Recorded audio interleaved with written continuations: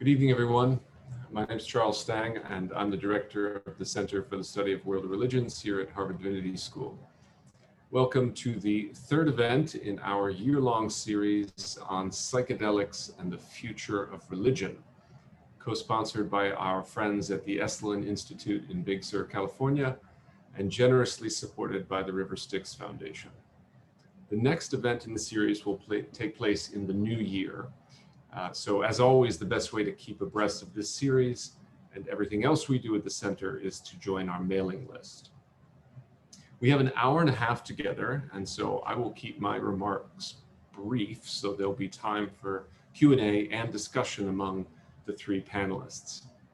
This evening's event is entitled Sisters of the Psychedelic Revolution, and we're taking a different tack than we did with our first two events. The first two were squarely focused on the contemporary psychedelic renaissance, led in large part by scientific research into the therapeutic implications of psychedelics. With this event, we're revisiting the so-called first wave of psychedelic enthusiasm in the United States. The history of the first wave of psychedelic use and research in the US is often told as a history of white men. If you read chapter 3 of Pollan's book, Michael Pollan's recent book, How to Change Your Mind, you'll see this story rehearsed with Timothy Leary front and center, as he always is. But we suspect that the reality is considerably more diverse and that we need to hear from many, many more voices if we're going to adequately tell the story of psychedelic culture in the past or indeed in the present. So this is a first step, recognizing the role that women such as Leni Sinclair and Genie Parker played in the mass psychedelic movement and consciousness expansion. In addition, their story brings our attention to the emergence of psychedelic culture in the Midwest, in Ann Arbor and in Detroit, rather than on the coasts, whose stories tend to dominate. Finally, their story will also showcase how psychedelic culture intersected with the revolutionary politics of the era, be it the movement against the Vietnam War, or the White Panther Party, formed in solidarity with the Black Panther Party's struggle for racial justice, or others. This evening's event will be a conversation led by J. Christian Greer. Christian is a postdoctoral fellow here at the CSWR. He received his PhD in Western esotericism from the History of Hermetic Philosophy department at the University of Amsterdam. His research addresses the social history of new religious movements in the Anglo-American world, the formation of religious countercultures, and the popularization of esotericism in the digital era. I'll leave it to Christian to introduce Leni and Genie, and I will soon disappear from your screen, only to reappear when we transition to the Q&A portion of the event. So once again, welcome and thank you, Leni and Genie. Thank you for sharing your stories and wealth of wisdom with us. Christian, over to you.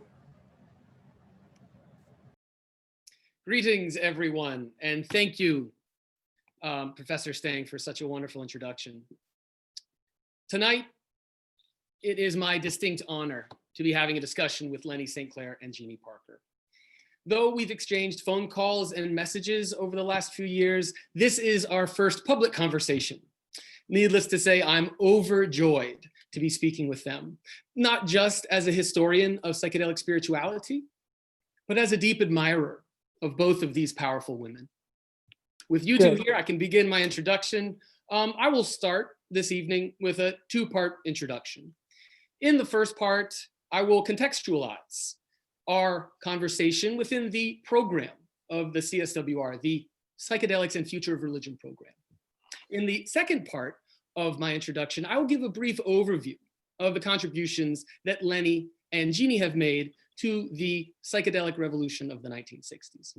Now, believe me, I am just as eager to hear from Leni and Genie as you are, so rest assured, I have limited my introductory commentary to approximately 12 minutes. So, how will psychedelics impact the future of religion? To be clear, this is not a new question. And at the risk of sounding cliche, I believe that if we are going to understand psychedelics and the future of religion, we have to know the past. Now, in the first two iterations of the CSWR's program, which I should say can be viewed on the CSWR website if you're interested, in these first two lectures, we established a solid foundation for understanding the medicalization of psychedelic experiences that is unfolding today as part of the psychedelic renaissance in scientific research. Tonight's event will shed light on the history that set the stage for the current renaissance in psychedelic research. Now, this preamble is a little bit longer than usual for the very simple reason that this discussion is in fact an intervention, in my eyes, into the historical narrative of the 60s revolution. Now, it is my hope that tonight's conversation between myself, Leni, and Genie will address three gaps in the story of the hippies and the psychedelic movement they led. First, this discussion will hopefully intervene into the continued mischaracterization of psychedelic experience as an illegitimate form of religious understanding. Here, let me speak as plainly as possible. LSD, mescaline, and the flowering herb cannabis have inspired a vital and vibrant tradition of American religion in the post-war era. Tens, maybe even hundreds of thousands of spiritual seekers have, since the 1950s, ascribed religious meaning to the visionary experiences and higher truths that have been occasioned by psychedelics. Now, Leni and Genie represent a special case. First, because they helped shape a wonderfully ecumenical psychedelic religion, Zenta, which I hope we can discuss later this evening. Second, they belong to the minority movement of hippie seekers that insisted on their constitutional right to practice their peaceful religion and therefore endured intense government persecution. Now, to be sure, the movement of psychedelic seekers did not die out with the hippies. Rather, it was driven beneath the underground, so to speak, by the erstwhile war on drugs. This discussion aims to recover this important American religious tradition by speaking with those who lived and created it, Leni and Genie. Okay, second intervention. The master narrative of the psychedelic 60s is structured as the story of great white men. Aldous Huxley, Timothy Leary, Ram Dass, Ken Kesey, Allen Ginsberg, and John St. Clair. These figures loom larger than life in the story of psychedelics. Yet in this talk, we will open up a new space for new voices so that we can create new narratives of this vibrant and exciting time in US history. Here, I'm hoping we can tune our ears to the experiences of two women whose contribution, commitments, concerns, visions, and victories, as well as heartbreaks, speak to a new dimension in the age of Aquarius. Their reflections represent, in my eyes, the raw material out of which we can construct a new, more relevant narrative of the first wave of psychedelic enthusiasm. Okay, the third and final intervention. The master narrative for modern psychedelic history has been roughly the tale of two cities. You have the Haight Ashbury district of San Francisco and the Lower East Side of Manhattan in New York. Now, obviously, psychedelic culture was far more diffuse, not only within the United States, but on a global level. Though the psychedelic city-states of the Haight-Ashbury and the Lower East Side were undoubtedly important, they were certainly not the only geographic centers where psychedelic idealism shaped really exciting cultures of religious experimentation, social communitarianism, artistic innovation, political activism, and sexual free expression. Due to the efforts of Leni and Genie and their fellow communards, Detroit, and later the college town of Ann Arbor, Michigan, became epicenters for hippie culture. Now, I would like to conclude my introduction with a brief timeline that gives some sense of how Leni and Genie shaped an alternative community, which remains as an inspiration for hipsters around the world to the very present. Now, in your mind's eye, come with me back to 1964, Detroit. Having relocated from East Prussia, Leni helps co-found the Detroit Artists Workshop, an experimental art center where Detroit's beatniks, jazz fanatics, poetry aficionados, filmmakers, and painters gather to dream up an alternative world. Poetry, leaflets, mimeographs, and chapbooks are created. They help found the Free University of Detroit. They help build housing co-ops for their bohemian friends and lovers. And it was here that Leni's lifelong and celebrated career as a photographer will begin. Now, a year later, friends will be returning from San Francisco here in Detroit. And by returning from San Francisco to Detroit, they will open up a pipeline to the legendary Augustus Owsley Stanley III. He is the first known private individual to manufacture mass quantity of high quality LSD. Now, also keep in mind that at this point, acid was not illegal and would not be illegal until 1966 with the passage of the Drug Abuse Control Amendment. Okay, now we're gonna jump to 1967, Summer of Love. Genie is hitchhiking from Atlanta across the United States with her boyfriend, who's trying to get to Canada to escape the draft to the Vietnam War. On the way, they stop at Antioch College and drop LSD for the first time. Now, this wasn't the LSD of Augustus Owsley Stanley III. Rather, it came all the way from the Sandoz laboratory in Switzerland, where LSD was first synthesized. Needless to say, life would never be the same for either of them. Well, Jean and her boyfriend finally arrive in Detroit, and it's not long till fellow travelers recognize them and point them directly to the Detroit Artists Workshop. So, energized by their visionary experiences, Leni and Genie helped transform the Detroit Artists Workshop into Trans Love Energies, an extremely dynamic commune that acted as the midwife for hippie culture in the Midwest. From their commune in Detroit, Leni and Genie co-coordinated an even more robust alternative community, which included numerous underground papers, free healthcare clinics, free healthy food programs, a larger network of crash pads and communes to accommodate the influx of teenage runaways that had fled home during the Summer of Love and into Detroit. Of course, how could I forget? They also helped coordinate the weekly concerts in the park featuring the electrifying rock and roll stylings of the MC5. Kick out the jams, as they would say. So in addition to taking over the Grandee Ballroom, which became the beating heart of their hippie culture, Leni also orchestrated the Belle Island Love-In with her fellow communards. This was an open-air celebration of love and peace that realized the hippies' dream of a more peaceful and beautiful world, albeit for the duration of an afternoon.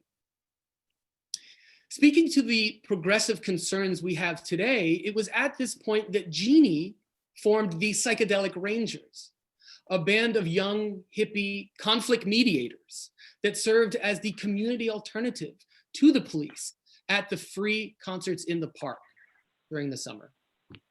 Now, it also bears mention that Trans Love's Energies also operated the Detroit Lee-Mar office. Lee, legalize, Mar, marijuana.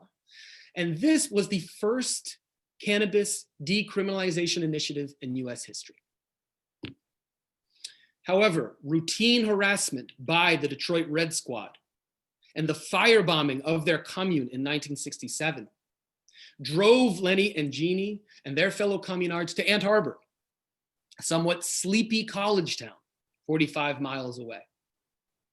Here, they reestablished their utopian social project, and it was reformed once more after the Black Panther Party called out to hippies to join them in an alliance against a racist power structure. November Ann Arbor, 1968. Trans-love energies becomes the White Panther Party, with Leni acting as Minister of Education and Genie as Minister of Information.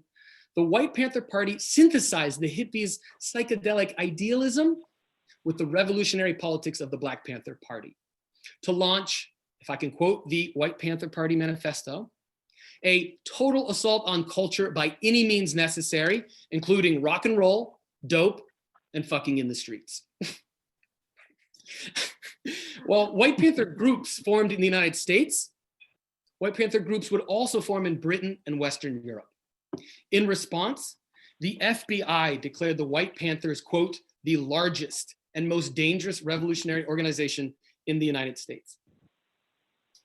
The FBI's declaration was part of COINTELPRO, a clandestine government operation active from 1956 to 1979. This clandestine government operation worked to destroy the Black liberationist movement through illegal wiretapping, frame-ups, and outright assassinations. Ensnared in this government plot, Genie's husband at the time, Flun Plamondon, became the first hippie to make the FBI's top 10 most wanted list. This, of course, forced him to flee the country and seek asylum with the Black Panther Party's consulate in Algeria. In fact, one of my favorite artifacts from this area is the Ann Arbor August newspaper that has Pun's FBI rap sheet on the cover, and under it, it says, "Local boy makes good." July 25, 1969. Leni's husband at the time, John Sinclair, was convicted for possession of 2 marijuana cigarettes, which he gifted to an undercover policewoman. Found guilty, Judge Robert J. Colombo sentenced John to 9.5 to 10 years of federal prison time. He also denied him bond on the basis that John was a, quote, danger to society. As a testament to her love and her immense courage, Leni then led the White Panthers in building a nationwide campaign to free John, which culminated in the John Sinclair Freedom Rally in early December 1971. John Lennon and Yoko Ono headlined. 15,000 people attended. The White Panther roared and the walls of Babylon shook. 3 days later, John was released from prison, which the hippie masses hailed as a psychedelic miracle. In the early 1970s, the White Panthers once more broadened the coalition of allies and became the Rainbow People's Party. Honoring the global anti-colonialist struggle, it was at this time that Genie, with 2 other young women representing the American youth movement, went on to make a goodwill mission to North Vietnam as a guest of the Vietcong during the height of the Vietnam War. She also ran for local public office as part of the newly formed Human Rights Party, which had the wonderful slogan, "Vote Human." Among its achievement, the party instituted the $5 fine for cannabis possession, which historians have cited as the breakthrough event for the cannabis legalization movement in America. Subsequently, Leni has raised a family, and with photo exhibitions around the world, she received the Kresge Eminent Artist Award for her photography in 2016. And Genie is celebrated as the first non-Chinese woman credentialed to take on disciples of the Wu-style Tai Chi Chuan, which she has taught in Ann Arbor and numerous other Michigan locations, including universities, hospitals, and corporations. Now, with this overview complete, we can turn to the discussion. Leni, Genie, thank you for joining me this evening. Oh, thank you for inviting us. That was very interesting. Yeah, it was. That was fun to listen to. You're too kind. You're too kind. Well, I suppose I'd like to start by asking you about your upbringing and the conversion you underwent to the hip lifestyle. So today, hip seems to be everywhere, but this was not always the case. So if you could, please describe some of your early life and your journey into the beatnik community of jazz, poetry, and reefer. Leni, go ahead. You can go first. Oh, that's a loaded topic. If I want to start about where I came from, actually, you said from East Prussia.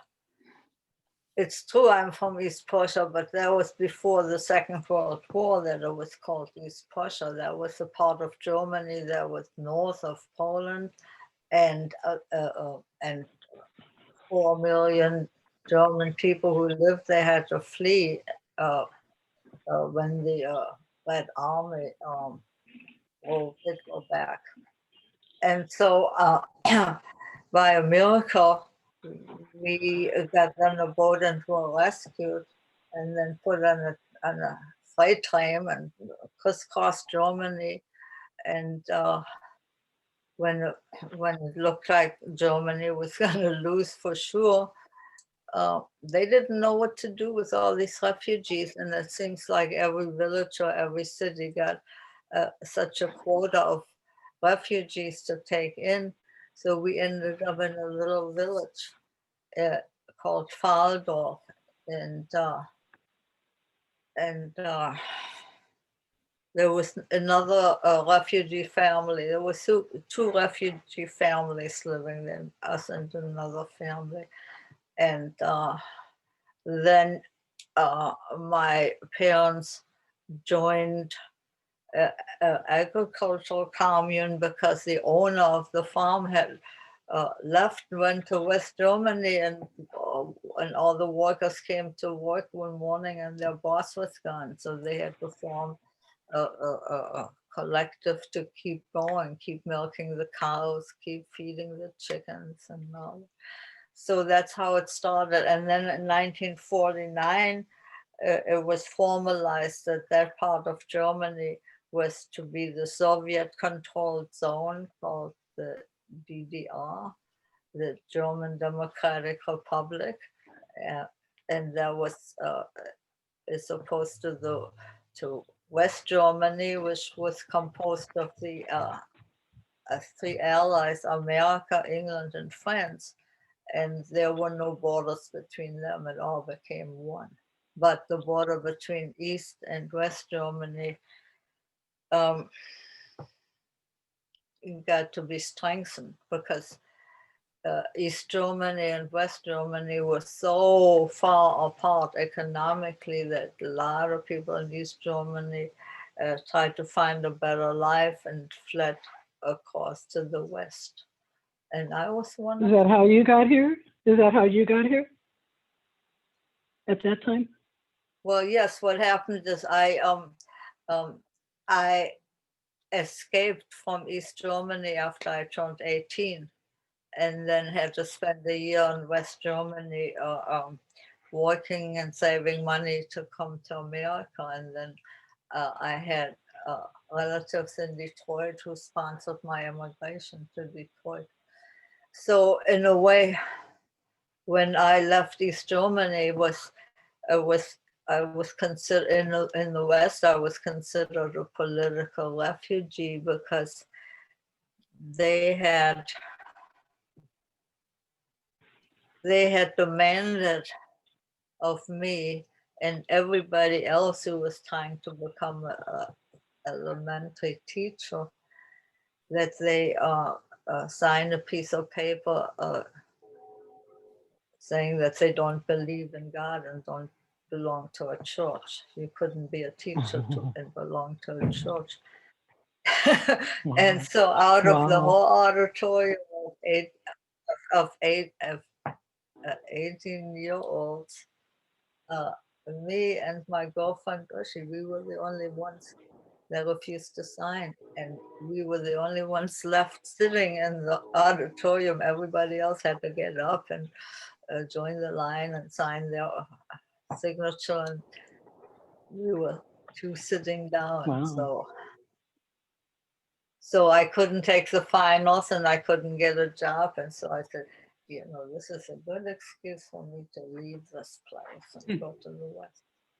At the time, it was easy because it was before the Berlin Wall was built, and people could just go to from East to West Berlin by subway, and then that's what I did. And then I turned myself into the refugee camp, and so here I am.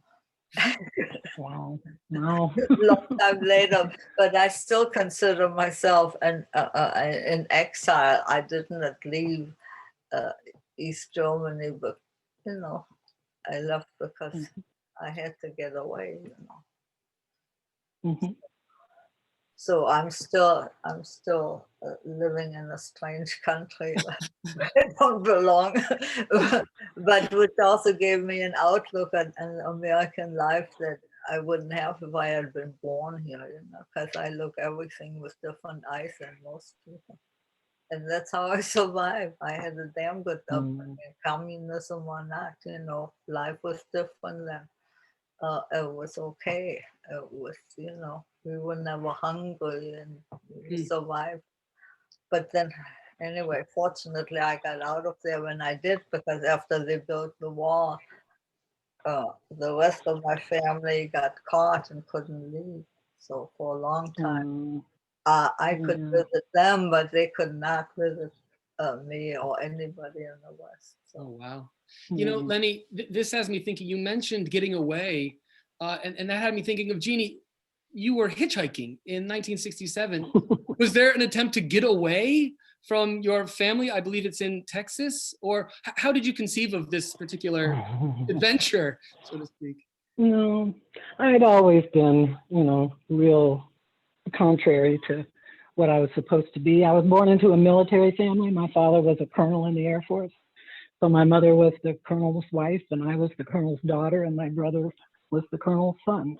And we traveled. I went to, you know, I lived for a couple of years in Scotland and a year in France. And by the time I was, when I came back to the States, I was 12, I think. And even by that time, I was already a little bit on the outside, a little bit wild, always wanting to go out and hang out and not liking having to be the colonel's daughter. And I would always, you know, dress one way on the weekend for parties and another time when I was just during the day or having to go, you know, be the colonel's daughter somewhere, you know, show up somewhere. And when we moved back to New Jersey. There's a big base there that's, it's got Army, Navy, and Air Force. McGuire Air Force Base was there. And my mother was very smart. She wanted me to go to a public school rather than a private school. Most of the high-ranking kids, you know, would go to private schools. Not all of them, but a lot of them. So, but she wanted me to go to a public school so that I could actually get a taste of life, which I thought I was always really grateful for, and she was always sorry for. she told me later she really wished she had sent me to a private school because I became like a greaser. I mean, I loved dancing and partying and hanging out, and you know, and the school that I went to had a lot of just greasers and farm guys, because New Jersey is a big farm place. So I had a great time. You know, I loved it. But one of the things that happened to me when I was there and during that time was when President Kennedy was shot and he got killed. And I always remember that day. I was at school. I was in high school, and they sent us home, and I went home, and I was trying to think about what should I do. I thought it was horrible. I was so upset that had happened because he seemed like such a good man. And I decided I would go to church. Well, I lived on a base, right? So I walked over to the church. It was a ways away, but I walked over to the church, and when I went in, I was the only person there. And I remember being so shocked. You know, I think there was one other person. I hardly even noticed. There was one other person, and I went in and I sat down and I started praying, and I thought, but more than anything, I stopped after a while. It was like, where is everybody? Does nobody else care? Is nobody else thinking about what has happened and, you know, how to, I mean, and I guess a big part of that is that I was very much of a loner most of my life because we moved so much that I didn't get to make friends. Or you make friends quickly, but they don't last because you're going to be moving again, you know? So we moved a whole lot. And so I wanted to get away from it. I never had a very close relationship with either of my parents. My father was traveling all the time, And he was an alcoholic. My dad was an alcoholic. So, but he was a high-ranking military guy. So my mother had to, you know, have parties and dinner parties and stuff all the time and play that role. And I just did not fit in and didn't want to. So I promised them, they wanted me to promise that I would go to a private girls' school for at least a year. So I did. In South Carolina, I went to a private girls' school, and they asked me to come back for a second year. So, because I was the only philosophy major in the school at the time. So I went back for a second year. And at the end of that second year, by that time, Life magazine had done their cover on isolation tanks, where people were starting to try, you know, floating tanks, and they would have like psychedelic experiences. They didn't call it that then, I don't think. I can't remember if they did or not, but they would have, you know, when you isolate yourself from all the input of the world, you enter a different world, so to speak, sort of. And you have more inner experiences, obviously, than outer experiences. And you know, they always talk about how outer space is the final destination, you know, the final place to go search, but it really isn't. It's the inner space you know, that's more elusive. Yeah. So yeah, in a way, I mean, I told my parents I was going to hitchhike to Detroit, because I had one of the girls at my school was from Michigan. She lived in Birmingham, and and my boyfriend and I were going to hitchhike. I didn't tell my parents that. I told them I was going to go stay with a friend in Michigan who had invited me to come spend the summer and do stuff. And they believed me. So I went, and we hitchhiked, and he was dodging the draft, and we went to Antioch on the way because there were friends there too. So we went there, and that's where we took LSD, and everything changed. And it was perfect for me. It was the most wonderful. I mean, I remember it greatly, and I'm so grateful that it was as pure as it was, the LSD that I took. It was Sandoz. So that was where it was originally found, but it was such a wonderful experience. I never went back. I mean, part of it was that I used to wear makeup at that time, and it rained, and it washed all my makeup off, and I never put it back on for years and years and years until I went back to work in normal, sort of normal work. I had to start paying for my way. Then I started putting on a little bit of makeup. Now I wear a little bit of eye makeup, but that's all. So, you know. And you know, that transitions into the next question. Here I should say the term psychedelic was coined in 1956, and it roughly translates to mind expanding or soul revealing. And it can be applied to a diverse class of substances, both organic and inorganic. Well, I'm curious if you guys can recall much of your first experience with LSD. I mean, were you familiar with some of the discourses? You know, were you familiar that people claim to have seen God, so to speak, or were you familiar with the spiritual discourses around it, or was it more a surprise? No, I think I'd heard a little bit. I mean, yeah, I'd heard some stuff, not a lot, and I had smoked marijuana by that time. Somebody noticed me. I had to take a course to make it up for the summer at a school in Atlanta, and there was some guys sitting at a table, and they just picked me out. They knew they knew something was different about me, and they said whatever they said, and I said, yeah, you know, let's get together. And they had marijuana. Well, I had never done it before, and I had to learn all kinds of stuff about it, but I immediately realized how wonderful it was in terms of calming you down. I happen to be my mother and brother are too, just really highly tense nervous systems, you know, just real tight nervous systems. So we overreactive to a lot of stuff, and just very, you know, big temper and big, but a lot of love too, you know. So when I first smoked, I pretty much realized from the beginning that there was a very relaxing element to it that allowed you to think more clearly.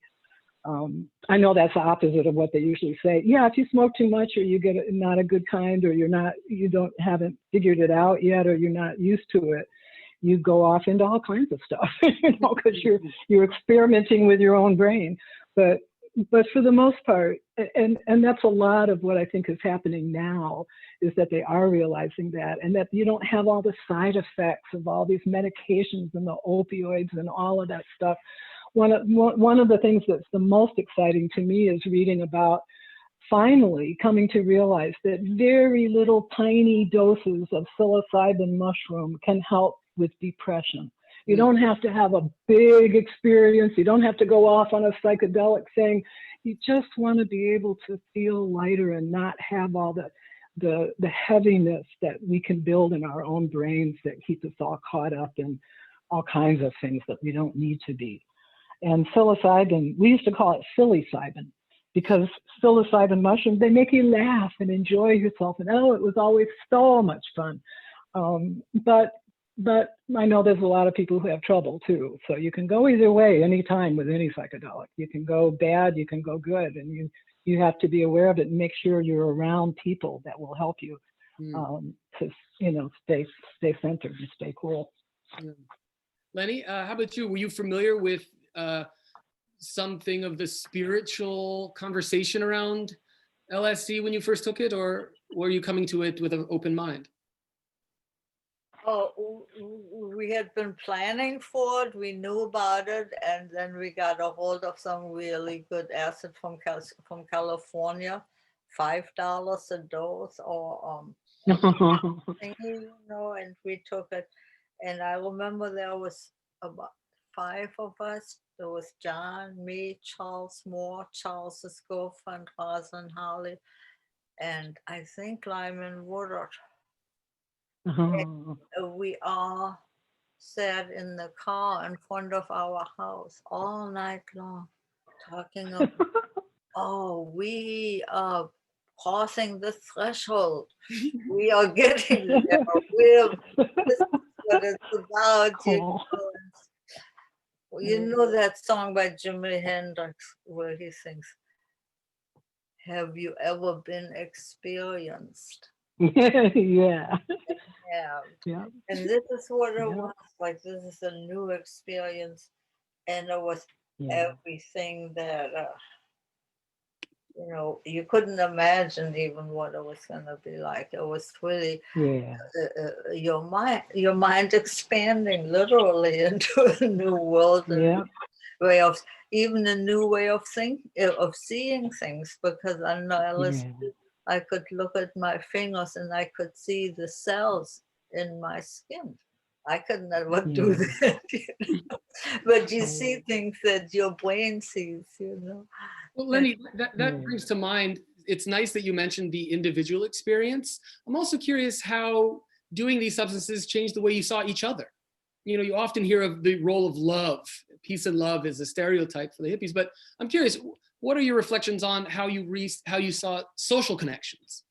Well, it's a unifier. Somebody you take acid with, that's your friend. That is your friend for life, practically, because this experience is so unique and so powerful that, and it's not an individual experience. It's really a communal experience, because everybody is feeling the same way, but differently, but feeling something similar than everybody else. And it's amazing. There's something about. Yeah. Go ahead. No, go ahead. Okay, I was going to say there's something about psychedelics that connects you with a bigger feeling of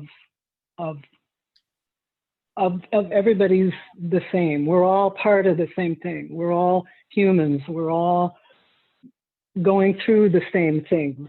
A smile is a smile. A laugh is a laugh. Crying is crying, no matter what you look like, no matter where you're from, there's some real basic things. And when you start, that wasn't really what people were talking about at the time. It wasn't, So when you start doing whatever it is, smoking marijuana, doing psychedelics, any of that, part of the process is going to be an opening of your mind and a sort of a taking away the programs that we are programmed with by our parents and our schools and our churches and our everything is very, it's kind of like what's going on now in a way. There's a whole society of people who want things just to stay very, very status quo. And there's another whole big part of the world that is saying it's all opening up in front of us now. We all have a chance to figure out how to, I mean, the pandemic, I hate to say it, but it sort of makes everybody having to deal with the same problems and the same stuff. A lot of us, it brings you closer, even though you're totally isolated. You know, I mean, I'm totally isolated. I'm quarantined. I live alone. So I'm in my house alone. But I've loved every minute of it because it's quiet. I can think. I can do, you know, do what I want to do. And, you know, I've loved that part. But part of that love thing that you're trying to get to is something that almost all of us experienced.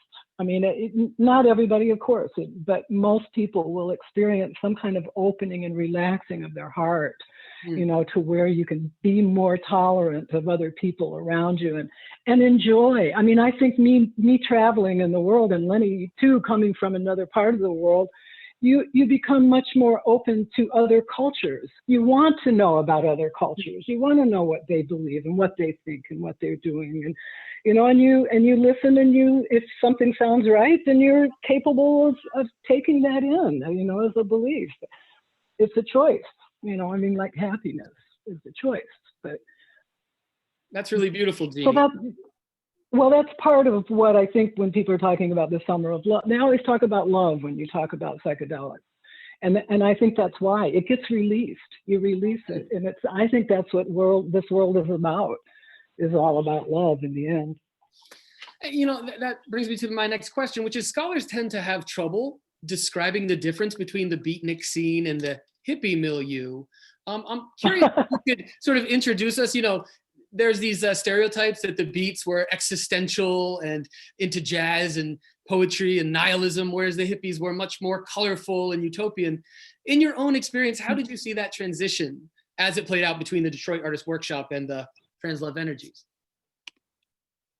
Well, when they first came up with the name Hippies, we felt calling somebody a hippie was derogatory, as somebody who wanted to be a hipster but didn't quite make it, so they're a hippie. You know? And we did not want to be called hippies by any means. You know, we're artists, we were beatniks and stuff.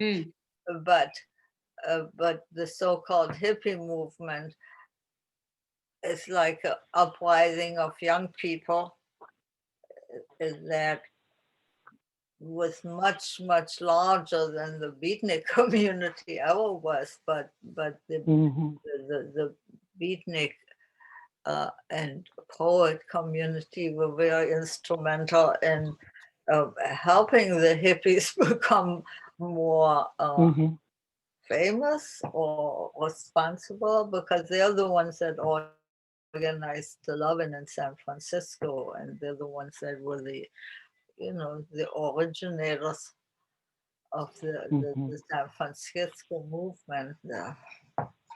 Put some flowers in your hair and go to San Francisco. You know? That's because they're with their Jack Kerouac, with their Lawrence Ferlinghetti, with their, and that's where the bands, the people's bands that people love to listen to, like the Grateful Dead or Big Brother and the Holding Company. And so, but then that's how art sort of takes place, is when you start opening your mind and you're different and you're on the outside. And a lot of those guys, the original beatniks, they smoke pot, and they got that. I have a feeling, I think, I don't know, but it looks like to me it came through music, you know, and musicians hanging out together, and the whole Black community having come out of what they came out of, trying to find some joy in their life, you know, a very creative, extreme creativity that was so different. All the gospel music was so inspiring and so beautiful, and the jazz was just freeing, very freeing, you know, for musicians to open up and allow themselves to just riff, you know, go through and be creative. And artists, the you know, painters, and I mean, I started painting as an artist when I was a little kid, you know, or drawing and stuff, and painting when I was in high school. Painting, I, you know, was isolated a lot, but so we could all relate to stuff like that. And then you get to somebody like William Burroughs, who's writing in his, and he had a phrase that John used to quote all the time: breakthrough in gray room. He would talk about how the world was headed for a breakthrough in gray room, meaning your brain, the gray room in your brain, and breaking through that and opening up and trying to find out, you know, who you really were, rather than just how you were brought up and how you were defined by, you know, your parents and the schools and the, I mean, that's part of the reason when we were in Ann Arbor, one of the things that we did was start a community school, a children's community school, because when you looked at school and how kids especially were treated, it was boring and too strict and there wasn't any big fun and just, you know, little bits here and there. Whereas now there's a lot more going on, I think, not everywhere, and we're still going back. We've reverted a lot, and we have to figure all this stuff out. But being creative, being able to be creative and allowed to be creative and open, I think had a lot to do with and you know, for me, there were no hippies. You know, I mean, for all of us, there were no hippies at first, but the beatniks were the ones that were creative. They were the ones who were. And I remember reading about them and hearing about them and thinking how cool they were and all that, but I didn't really join in that. I did in a way. I would dress weird sometimes, and, you know, weird, I say weird just because it was different, but it wasn't until I started smoking marijuana and started to take psychedelics that I think, and it was just part of the deal, you know. And if you were young enough, I mean, those guys were already older by that time. But if you're young enough, it just opens up so much, and it's so much fun, and it's so different, and, you know. Well, that brings me to my next question, which is, I'd like to pair two historical events that were seismic. On one hand, April 1967, the Belle Island Love-In, planned to accommodate 2,000 people. 8,000 people show up. Leni, I knew you were on the ground floor of that. I'm just curious as to, how do you explain that enthusiasm? Well, that's because people in Detroit always looked to what was happening on the West Coast. And when we saw what was happening with the Love-In in San Francisco, we always insisted on staying home and doing the same thing so people wouldn't have to for the coast, you know. And so we organized, we got a permit from the police, and bands played, and we had permits for everything. And a lot of people, by that time, what it was, April 31st, the weather was nice. People came dressed up, and lots of people wore flowers, and a lot of people were dancing, and so real beautiful thing. We had no idea there was 8,000 people, but a lot of people came, yeah. And then towards the late afternoon or evening, there was some altercation with some motorcycle guys, and that the police used that incident to invade the crowd on their horses, and people had to flee for their lives and run across the Belle Isle Bridge back to the mainland.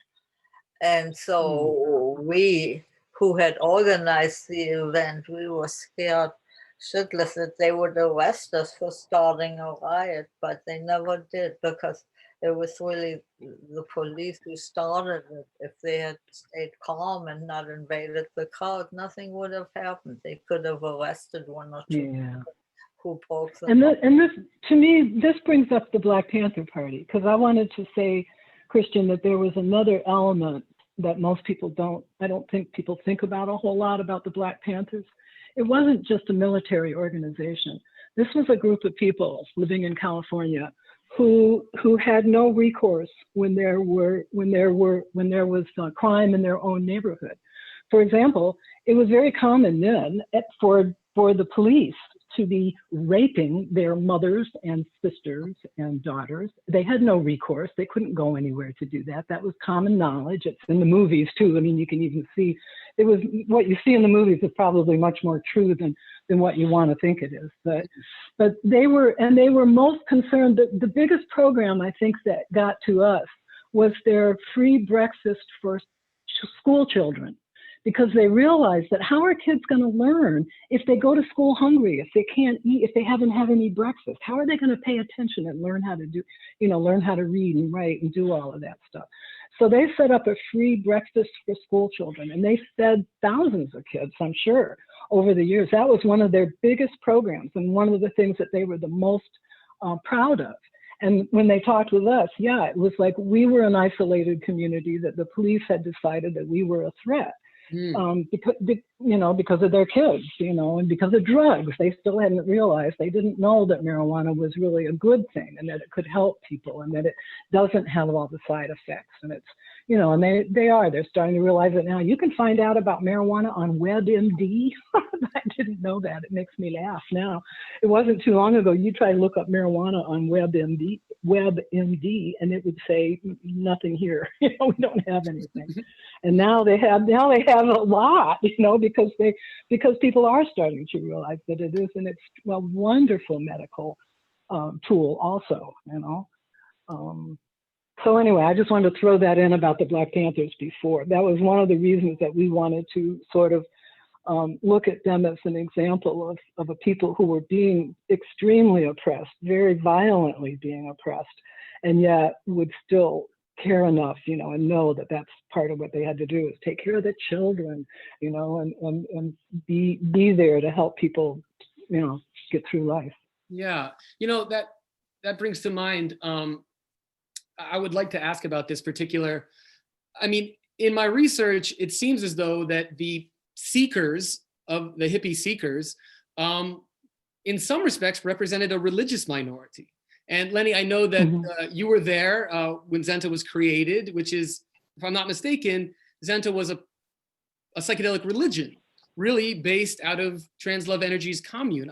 I was wondering if you could take us through the spiritual or religious elements at play here.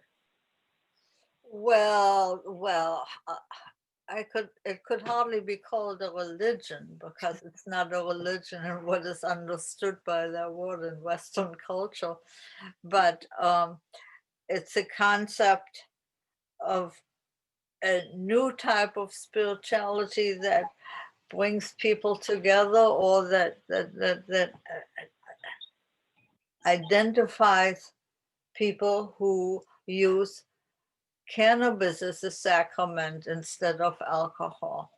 And so if somebody has that belief system, they're a Zenta. Like, if you can say, I'm a Christian, I'm a Catholic, I'm a Muslim, or we say, I'm a Zenta. It's the same thing, we have a belief system and we act on it. But it's not like we have churches where every one or two or more people congregate to share a joint. That's a church service of the Zenta church, whether you call it that or not. But to me, there's millions of Zentas walking around. Well, and that brings up the question to me for Christian about, the name of this, part of the name of this is has to do with religion, psychedelics and the future of religion. What did you mean by religion when you say that? Thanks, Jeannie. And I have to say, as a historian, I'm most curious as to the sites of religion that don't look like religion at all. That to me really gets me excited, because it illustrates how religion is not concretized as a thing. It's a realm of human experience that is recreated. And for me, Zenta was such a fascination, because that seems like by Leni saying, oh, it's not a religion, I thought, oh, perfect. It's a new sort of religious experience that does not resemble historical examples of religion in the past. And Leni, did you want to say something? Or? Yeah, there is this song by a group from Philadelphia International called the 90-Day People. The 90-Day People, they didn't have time to fight wars. They didn't have time to argue with each other. They didn't need a church with the steeple, because their church was in the hearts of their people. Yeah. And that's, to me, everybody has their own church and their own God inside, or what they think, what they believe, or Mhm. you know. And so, who is to say? Like when somebody says, "What's your religion?" I always feel like that's none of your business. I mean, Jeannie, I Yeah. want to pose this question to you. for me, Did the police violence against you and your communards, did it feel like they were trying to stop this movement of consciousness expansion, this love in the heart? I mean, if I can call it a religious movement or socio-religious, I mean, did it feel like religious persecution or cultural persecution? How would Or you? cultural. It felt like cultural persecution for sure. I well, mean, and that you know, I mean, the religious part, I don't know that everybody would talk about it even now. You know, people don't talk about it a lot. You can read about it and you hear about it here and there, and by the people who read it and study it and research. But a lot of people, they don't want to talk about religion. I mean, I have a lot of friends who don't believe in God even. They don't believe in God, you know, and we don't talk about it. And they know that I'm extremely religious, you know, that I love anything about religion. I want to hear about it because it's how you think, it's how you see the world, it's how you treat each other, it's how you know, face your problems, how you know, how you deal with things and how you help each other, and how, I mean, there's lots of facets to it. But the police, they were that, I don't think that they thought about religion so much. They thought about the cultural stuff. They felt that we were really dangerous to their kids. And that's what came up the most, is that we were, because kids loved us. they identified, you know, with what and we were kids pretty much. Lenny, you know what I mean? look, do I ever? Yeah, yeah. I mean, it's a cultural thing. When we were all living in the commune, there was a lot of kids that were even younger than 18, and their parents were grateful for them to be able to live with us, because they knew if they lived in the commune with the Sinclairs or the White Panthers, they would be safe from heroin, they would be safe from alcohol, they would be safe from speed, because we were opposed to all death drugs. That's what we called them, death drugs. Downers were death drugs. Life to the life culture. Weed, LSD, psilocybin, those were life culture drugs, you know. We made a very distinction, but as much as we preached against heroin, we failed. We failed. To me, it seems we failed because, well, I don't really want to. Well, it's not over yet, though, Lenny. I mean, you know, Christian, somewhere you mentioned that it's sort of a general belief that the hippie movement or whatever ended in 1969. But as far as I'm concerned, it's still going on. What we were trying to do and what we believed in and what we were really working for is still trying to happen around the world. You know, where people can be free enough to be creative and be open and love each other and love who they want to. I mean, I can't believe that they want to, you know, criminalize love.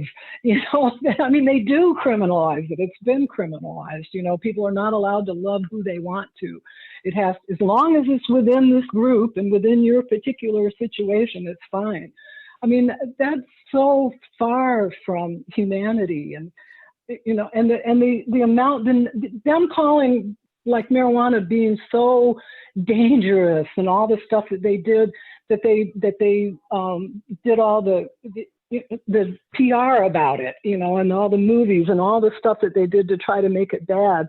And I don't think part of that was because of the alcohol companies. You know, it was like there was the fight and the alcohol won, depending on who that was.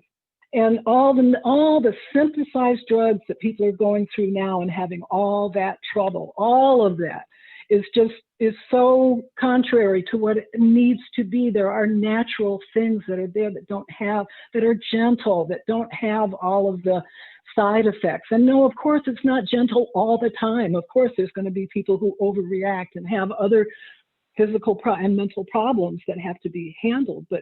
But the problem, it just seems like the police, And most people, I think, are really stuck in their own culture, and they're not interested in finding out even about other cultures. And even if they do, it isn't for the purpose of trying to find out truth in the world. You know, what is this world about? Why are we here?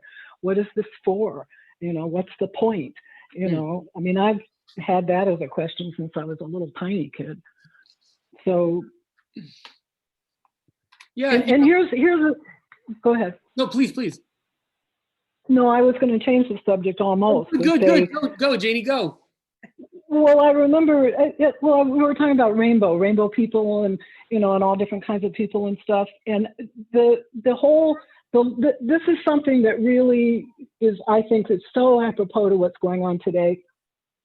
There was a legend back then that it was described as being this very old legend. I'm sure there's other people who know about this and know more about it than I do.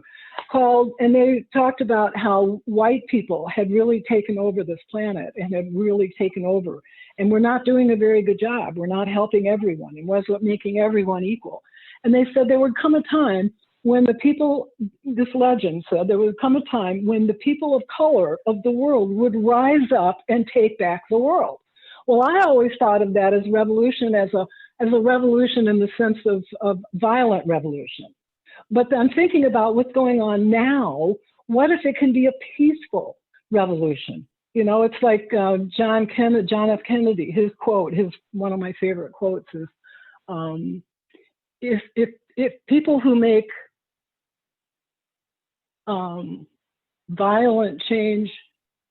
people who make peaceful change impossible will make violent change inevitable. And he used the word revolution. He said, people who make peaceful revolution impossible will make violent revolution inevitable. So if a peaceful revolution is what's going on now in terms of voting, we're voting, people of color all over. We've made it, hopefully this time we've tried to make it easier and made it better for all people to be able to vote. And of course, there are certain people, mostly the old white men, who are trying to stop that, you know, because they're losing their power, perhaps. We don't know how things are going to turn out and how much longer it's going to take. But I love that legend, the Rainbow People's legend, and let's do it non-violently by voting, you know, and changing the world and changing. I mean, our criminal justice system is criminal right now. So, you know, hopefully, and religion, again, you say, what's the future of religion? Well, hopefully the future of religion is opened up wide for everyone. And psychedelics just helps you to open it up and open your mind. And yes, you have, depending on who you are and what you're looking for and what you know already, what you studied, I mean, all kinds of things, or none of that. Yeah, you can see God, what you would call God. You know, you can have major, wonderful religious experiences that explain things to you and tell you things and open it up. Each drug you do, I mean, I did, you know, peyote. Peyote has a wonderful spirit that goes with it that will show you all kinds of stuff in the world. I mean, you have to figure it out. It's not just going to be given to you, but yeah, but experiencing it. That's what Leni was talking about with Jimi Hendrix. You know, are you experienced? That's what he meant. Have you had some experience that opens your mind and lets you see things a little bit differently than the ordinary? Well, I think that's a perfect segue to open this up to some of the questions that have been pouring in. So if I could ask Professor Stang to join the line. Hey, thank you, Christian and Leni and Genie. Thank you. This has been thrilling to listen to. Such a joy. And I'm also getting, my phone is blowing up with texts from people who are saying how much they're appreciating all that you have to say. So thank you. I'm going to go to one question from Stephen Gelberg, who says, beginning in the late 60s, I traveled the route from transformative psychedelic experience to Hindu mysticism and monasticism via people like Ginsberg, Watts, Ram Dass, and actually later he says to Harvard Divinity School. With all these late 60s pointers to Eastern religions, did either of you do any experimenting in that area, or were you drawn to that as so many others of the era were? And Stephen ends by saying, for many of us, Eastern religions were the chosen way to integrate the psychedelic experience. Mm-hmm. Oh, definitely. Yeah, it was very much so. And that's when I started studying, well, I had already started studying Buddhism when I was in high school. I can't remember why right now, why I did, but I did and loved it. And I still, I went through lots of different religions. When I was, when I was in high school, I decided to become an Episcopalian because I liked all the ritual. I loved the ritual. I wanted to be with a bunch of people, you know, doing things together, and the feeling you can get of community and all of that. I loved all of that. And then, yeah, I did a lot of experimenting with different Eastern religions, and I called myself a seeker, literally. And people would ask me, "What is your religion?" And I would say, "Well, I'm a seeker. I'm looking for answers." And to date, I mean, to this day, I still am. I'm still looking. I still study. I still read. I still think about it a lot. The Tibetan Buddhism for me has answered more questions and brought me. But if somebody asked me, you know, what kind of religion are you? I will usually say I'm a Christian Taoist Buddhist. Okay. So there.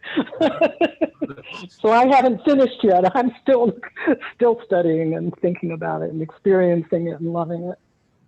Now, there's something in what you said, Jeannie, I want to pick up on, but before I do, I want to see if, Leni, if you wanted to field that same question from Stephen about the appeal of Eastern religions to so many people in that era. Did you feel that appeal? If not, why not? Well, when we were at the Detroit Artists Workshop, some of our members would take a trip to India and study and acquire a guru who would be their lifelong guru. Like James Seymour had his guru in India, and Howard Weingarten. And so they were definitely seeking and are able to go there. But however, you know, a mother with two little children can't really go to India either, you know. Yeah, right. So, you know, and or I was studying texts, you know, we're just too busy. And being a mother is like our religion, you know, and our mysticism. Okay. Yeah. That's a great segue into the question I wanted to ask Jeannie, saying, you know, being a mother is like a religion. Well, I understand that the category of religion is obviously a troubled one, both in the scholarly conversation, but also, especially in this era, people are largely, I think, suspicious and hostile to religion. So maybe if we shifted the frame from religion to ritual, because Jeannie, you said you were kind of attracted to ritual. If you think about the psychedelic activism or counterculture that you were both helping to bring into being, what were the rituals that were associated with that? Maybe that's an easier way to get at the question. What were the rituals of hippies, you mean? Yeah, well, no, not what were the rituals that were important to you that was part of this sort of consciousness expansion and political activism? Smoking joints with people. That's like Leni said, we considered it a sacrament. Yep. It was a gift from God. You know, it was a way of putting ourselves back into that. And it was very much a ritual to sit and share. You know, people didn't smoke alone. You always looked for somebody to share a joint with. It was just part of it, sharing, you know, and being with people. And yeah, that's, I don't know, I think that's probably the biggest ritual, don't you think, Leni? Okay, thank you. Leni, did you have any thoughts on that? Well, the Xanta rituals were to have a party and to have some loud rock and roll and to smoke weed and dance all night and be with your friends. that is a ritual. Going to the Grundy Ballroom on the weekends and letting yourself go and merge with the masses and let the sound just blow you over. It's a ritual, you know. And thinking back about how the MC5 and J.C. Crawford used to sit together, smoke weed, and then talk. Now, this kind of talk in Jamaica is called reasoning, like the elders would get together and reason. Well, this is what Jesse Crawford did with the MC5. They would sit down and reason. They would explain things. They would explain the universe, and you know, and that's how Jesse Crawford had an influence over the MC5 with his spirituality. He was like a prophet sent from God. You know, he held them together spiritually, and he was the moral core. Now, people think of my ex-husband, John Sinclair, as being the one that shaped the MC5. Well, I was there, and he did the books, and he did the booking, and he did the driving, and everything. But it was Jesse Crawford who was brother JC, and they were like one. The five and Jesse together, the six of them were like one. And then when they let Jesse Crawford go because they didn't want to pay for him or something, and then they let John Sinclair go because he's costing them money, that's when they lost their soul. And they never got back to that point where they were when they had J.C. Crawford as their mother to reason with.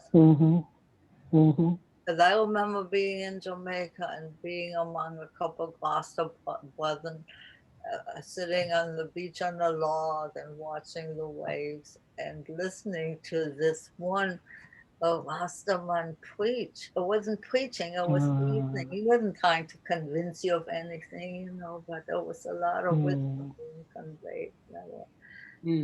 So that's what J.C. Crawford did, and that's how Zenta started. Oh, may I mention something totally esoteric about Zenta? We back then didn't know anything. We thought Jesse Crawford had made up the name Zenta, and he probably did. I don't know what he had in mind or what it meant, if there was a meaning. But just recently I Googled the name Zenta, and what you find out here, that it is the name of a battle in the 13th century, whereby the people, lowly people in the Balkan defeated the Ottoman Empire army that was huge, you know, and it was like a really good battle to be a religion to be named after Zenta, you know, the Battle of Zenta. Look it up. Interesting. Right. Yeah. Well, and that brings up to me too to think about, Christian, I think you said something about the 1950s is when, I don't know. I'm just thinking about how all of these natural things have been around for thousands of years. Oh yeah. You know, it's not, it isn't anything new. Absolutely. Yeah. So. Well, let's open it up, huh? Let's see what the people have to say. Professor Stang, do we have more questions on the list? We certainly do. Here's a question from John Brewer for both Jeannie and Leni. He asks, how much do you think psychedelics influenced your anti-racist beliefs and attitudes? Do you remember any specific trip or post-trip reflection on race, humanity, and or society? Oh, I want to tell a story because I remember the moment I realized I was racist. I remember the moment. And it was Leni. It was when we were living in Warren Forest. We were upstairs, and there was a Black musician there, an old Black musician, and hardly anybody else was home. And he and John were sitting there talking, and I was there. I can't remember what I was doing. And John asked me if I would make him a sandwich, if I would make the visitor a sandwich. And I stood there for a minute, and it didn't compute. It was like I didn't understand what he was saying to me. He was asking me to make a sandwich for a visitor. but for me, I didn't understand for a long time what it was. Why was I so unable to just understand that suggestion? And he finally looked at me and said something about, what, because he's a black man, you can't make him a sandwich or something, you know? And I had this quick flash where my whole life went by me, and I realized that, yeah, I'd been brought up in, my mother was born in Texas. My dad was born in Virginia. You know, it was like the only black people I had been around were the maids and the servants. And for him to ask me to make, you know, it did not compute. Well, I finally did, and I went and made the sandwich, but it changed my life because I realized what had happened. I realized that, and plus probably right around that time or shortly after, I read the autobiography of Malcolm X, which blew me away too, you know, in terms of, in the sense of, we all are the same. We all are here together. And thank goodness for the variety. I mean, how boring would it be if we were all alike, you know, all exactly the same. So for me, it was a moment that, and I'm sure, I mean, it's so deep that, and we don't realize it. And black people are racist about white people too. And Latino, I mean, anybody can be racist about anybody. We happen to be white, you know, and that's the worst problem, because the white, I mean, I do tend to believe that they have kind of taken over, and it's not the right thing, and it will be changing because the world tends to balance out. Things do change. I don't know if that helps, if that answers what you were asking for. There is a very vibrant debate as to whether racism is a category that can be applied to people who are the victims of racism, like white racism. Oh, yeah, right. Yes. Oh, that's true. I'm sure that's true. Yeah. But I'm just saying it's easy.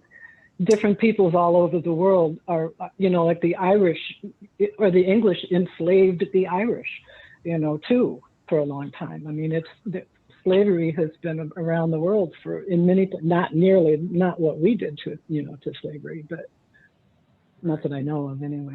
So I'm agreeing with what you're saying. Yeah. Jeannie, do you want to, was there anything about psychedelics that occasioned your anti-racist work, or was this, I mean, you just narrated a important realization. Was that? Well, yeah, I mean, when you take psychedelics, it changes your mind. Mm-hmm. And it doesn't go back. I mean, you do go back. Some people just go back to their regular lives, and it doesn't, you know, it doesn't change everything dramatically. For me, it changed everything. So I was still, and we would take it, you know, from time to time, and we hadn't quit, and we would smoke pot, and it wasn't like you do it one time and that's it. Yeah, it changed my mind. I mean, I've taken a lot of different kinds of psychedelics, and they act differently, but it's all the same. You know, it's like, it's mind food, you know, it's mind opening and nourishing. And, but yeah, so I'm sure that affected it. I mean, I remember being in high school in New Jersey, and there weren't very many black people at the school, but there were some black people at our school. And I remember feeling bad when they weren't treated right. I remember sitting at a homeroom table one time, and there was two brothers, and I liked them both. They were really nice people, and they were fun, and we had a homeroom table, and we'd sit there, and something was said one time, and one of them was blushing, and I said something. I said, "Oh, look, you're really blushing." And somebody else at the table said, "Oh, how can you tell?" And I thought, wow, what a nasty thing to say. You know, and it always bothered me. Racism always bothered me. And I'm a Libra too in astrology, so you know, I want to even things out. I want them to balance out. This has me thinking. Earlier in this discussion we're having, I mentioned two events that I'd like to touch upon. One was the Belle Island Love, and the other one, and Leni, perhaps you could speak to this, is the Detroit Riots of 1967. These are the worst in the world. Oh, I'm sorry, some of the worst in American history. So Leni, I'm curious as to how you would locate yourself. These have been called the race riots of Detroit. Leni, how you would locate yourself in that historical moment? Well, we don't call them race riots in Detroit. We call it an urban rebellion. It was after a long time of oppression and yeah. We were living downtown, so we were right in the middle of it. The police. Lenny, go ahead. Go ahead. No, you tell. No, you do. Go ahead. I'll start and then you can come in. Okay, so we lived downtown. We were in an upstairs apartment, and we were very young and impetuous kids, right? And we hung a banner out that said "Burn, baby, burn." I didn't even know it was out there. But all of a sudden, there was a time when the police came into the apartment, came upstairs, threw us all up against the wall. They had shotguns I had a shotgun up in my throat, and we were all there. They were treating us as if we were, snipers or something. And they eventually just left. Lenny, do you remember that? Well, I remember the confrontation at the door when the National Guard was trying to come in, and John stood in the door and said, "You motherfucker, you're not coming in my house. You have a warrant. You can. This is a free country. You can't just walk in here." And this was in June, and